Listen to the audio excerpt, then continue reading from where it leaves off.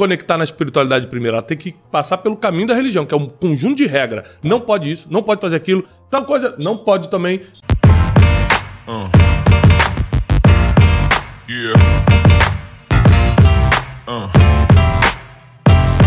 Espiritualidade completamente diferente de religiosidade. Tá. É bom a religião tá perdendo a força, a espiritualidade tá ficando forte. Certo. A religiosidade são os conjuntos de regras feitas pelos homens para manter as pessoas na linha debaixo de uma religião. Okay. Tiago, isso é positivo ou negativo? Depende de quem é a pessoa. Por exemplo, a religião cai muito bem numa pessoa que acabou de sair do tráfico, quer largar tudo, quer deixar de ficar na bandidagem, e ela não vai conseguir se conectar na espiritualidade primeiro. Ela tem que passar pelo caminho da religião, que é um conjunto de regras. Não pode isso, não pode fazer aquilo, tal coisa, não pode também. É assim. Agora, tem pessoas que já têm uma conexão com Deus e aí a religiosidade não tem sentido. Tá. E o que é espiritualidade? Diferente da religiosidade, que é o conjunto de regras, feita pelos homens em nome de Deus, a espiritualidade é a conexão direta com Deus. É você poder ser uma pessoa melhor, mais calma, mais tranquila, mais empática, se colocar no lugar dos outros, ajudar, ser mais generoso, tudo isso por causa de Deus, sem esperar nada em troca. Como é que diferencia isso, Tiagão? Olha, eu nasci num ambiente religioso, né? E eu vim ter um encontro com a espiritualidade depois. Então, para mim, ficou muito fácil perceber a diferença. Tá. Né? Existem coisas que na religião você não pode fazer. E se você tem uma conexão direta com Deus, Deus te pergunta, por que você quer fazer? Eu não estou te proibindo de fazer, mas por que você quer fazer? Uhum. É diferente. Está muito mais ligado à filosofia de por que eu vou fazer isso? O que eu quero? Onde eu quero chegar com isso? Né? Tá. Do que se pode ou não pode. Então, por exemplo, quando eu era adolescente, eu lembro de um líder meu lá na igreja que eu ia falar assim, ó, é pecado o menino ter amizade com menina, é pecado ter amizade. Aí não, eu falei, que absurdo, mas eu queria ser amigo. Se fosse na espiritualidade, Deus vai perguntar, você quer ser só amigo mesmo ou você vai acabar fazendo alguma coisa que vai ferir teus princípios? É a pergunta que muda tudo. Entendeu? Então, hoje eu estou do lado da espiritualidade, apesar de não desacreditar da religiosidade. Não desacredito, não. Porque eu acho que, para mim, perdeu a força, mas para outras pessoas é uma questão de sobrevivência. Para você, perdeu a força? Perdeu a força porque eu não consigo seguir um conjunto de regras que, para mim, não tem sentido. Tá. Porque quando você está em contato direto com a fonte, todo rio perde a graça. Ok. Você tá na fonte, tá bebendo água limpinha no rio, tá passando já a mistura de terra com a folha, com tudo. Você tá bebendo água misturada, podendo... Então, quem tá direto na fonte não consegue mais beber. As pessoas começam a descobrir Deus, que é o que dá realmente sentido à vida. Só que, da mesma forma que muita gente está descobrindo Deus pela necessidade que está tendo de Deus, outros só estão usando, como você falou, o hype, tá usando um momento para criar um público. Porque nada mais fácil do que você criar um público que está em profunda necessidade. Então, quando você vai falar de uma coisa que o público está numa profunda necessidade e você tem uma solução que não precisa de formação acadêmica, não precisa de histórico, não precisa de nada. É só você falar, Deus é a solução. Pronto, você já tem um público. Você tem 1 milhão de pessoas que querem escutar sobre isso. Então, muitos impostores, é claro, é normal, em qualquer segmento, né, em qualquer viés, viram os impostores. Tem gente que só usa Deus para atrair público, às vezes não é nem para ganhar dinheiro. Tem gente que para ganhar dinheiro, tem gente que é só para atrair público mesmo, porque o lance do like na internet está muito ligado à aceitação, né? Você não tem um abraço, às vezes, nem do teu pai, mas 100 likes na internet para você, tô me dando bem na vida, né? Você não é aceito pelas pessoas que importam, mas a internet, ela te dá essa morfina de você se sentir bem por um tempo. A necessidade de Deus é muito grande na nossa geração, porque a gente tentou outras coisas primeiro. Porque, por exemplo, tem um versículo bíblico que as pessoas não entendem muito, que diz assim, ó, é mais fácil um camelo passar pelo buraquinho da agulha do que um rico entrar no reino dos céus. Jesus falou isso. Aí você acha que Jesus está condenando a riqueza, e não está. Porque na Bíblia tem vários milionários e bilionários. Sim. Ele está condenando o seguinte, ó, geralmente quando você fica com muito dinheiro e alguém seu fica doente, ao invés de você orar, que é a conexão que a gente tem com Deus, você vai tentar gastar dinheiro para resolver primeiro. Se você tem um problema com alguém, você primeiro vai no melhor advogado antes de ir em Deus. Uhum. Então é quando você bota alguma coisa na frente de Deus. Não é que você não vai fazer o resto. Certo. Se eu tive um problema jurídico, eu vou resolver com o advogado. Se eu tive um problema de saúde, eu vou resolver no médico. Mas primeiro eu vou buscar a Deus, que é o versículo que diz: buscai primeiro o reino de Deus e a sua justiça, e todas as outras coisas serão acrescentadas. Então o que está acontecendo é muita gente buscando a Deus por necessidade. E outra coisa, antigamente os evangelistas católicos, evangélicos, pregavam nas esquinas, nas praças públicas, e não convenciam as pessoas como hoje, sem pregação, estão sendo convencidas. Hoje em dia eu tenho amigos que me escutam falar sobre Deus sem eu nunca ter pregado para elas. As pessoas estão buscando Deus, né? Não é mais uma estratégia de evangelismo. As pessoas querem Deus porque realmente, para esse vazio do ser humano, o que resolve é a espiritualidade. Por quê? Porque eu agradeço a Deus pela comida. Eu sei o que é não poder comer. Na época que eu quebrei há anos atrás, eu comia um miojo de manhã e orava de noite para ter alguma coisa. Eu não sabia se ia ter. Você ficou nesse nível? Fiquei nesse nível. Então, tipo assim, eu sei o que é você querer comer alguma coisa e não poder.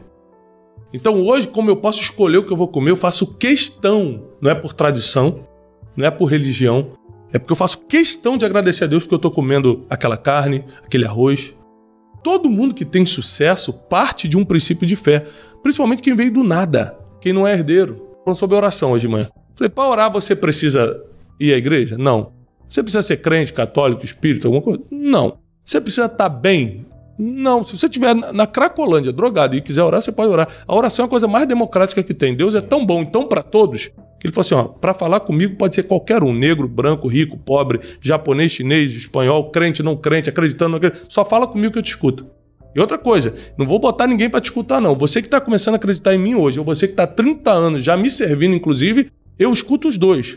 Não, esse aqui começou agora, vou botar um anjo para escutar. Não, a Bíblia diz que ele escuta todo mundo.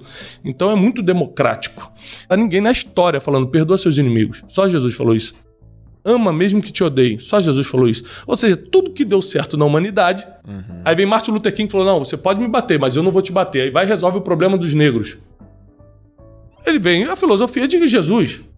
Você pega as maiores filosofias de desenvolvimento pessoal, de negócio, você pega Napoleão Hill, é Bíblia o tempo todo. É Bíblia. Então, não tem como fugir. Você pode até falar, não citar o versículo, não citar Deus, mas para dar certo tem que estar na Bíblia. Quando eu percebi isso, é matemática pura, é estatística, só você ir fazendo. Quando eu percebi isso, eu falei, pronto, por que eu vou fugir da fonte? Vou ficar... Não, vou direto na fonte.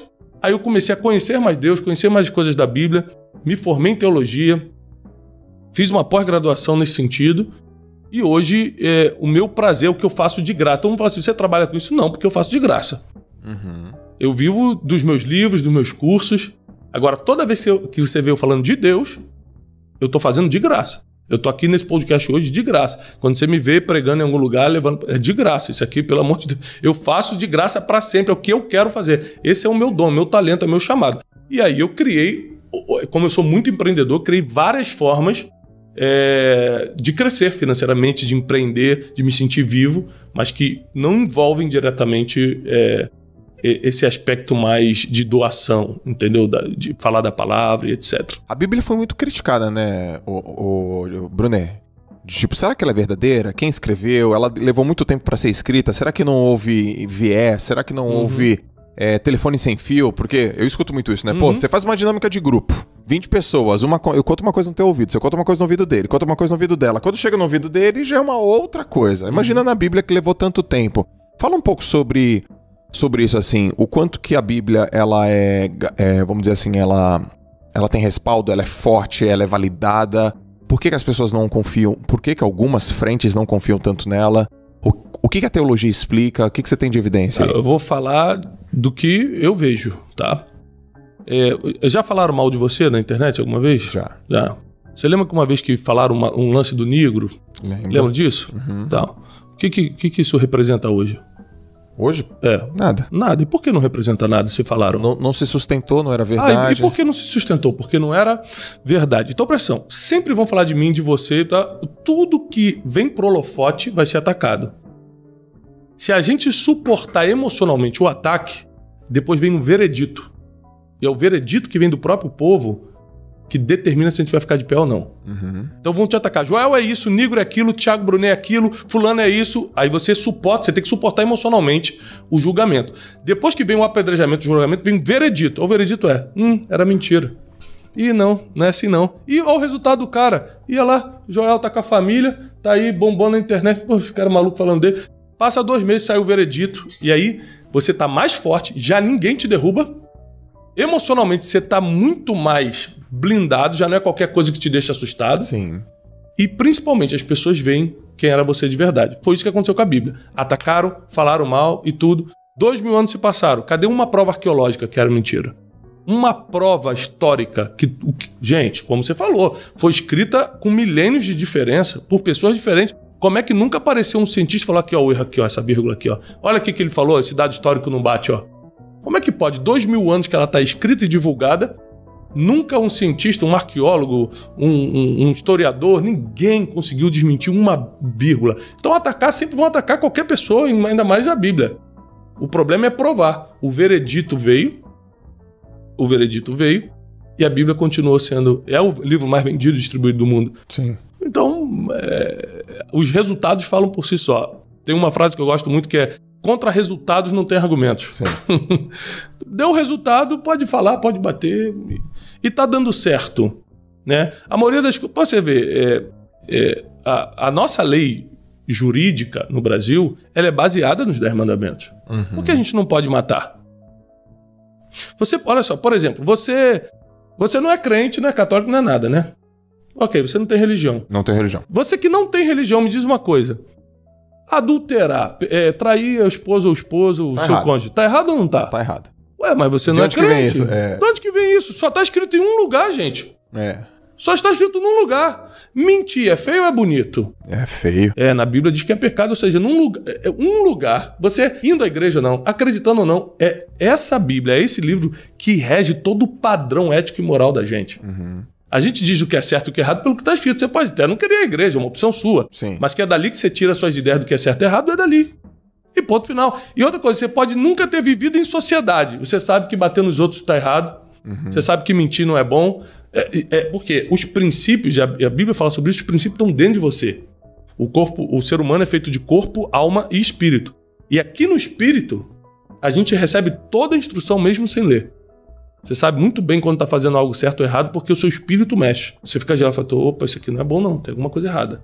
Da mesma forma, quando você está fazendo algo certo, você sente gratidão, você se sente feliz, você fala, estou doando, realmente eu estou ajudando. Então, foi por ter essas experiências, Joel, que eu acredito na Bíblia e prego a Bíblia. Sim. Não é porque eu sou religioso. Eu não tenho nem igreja, assim, eu não estou ligado a nada.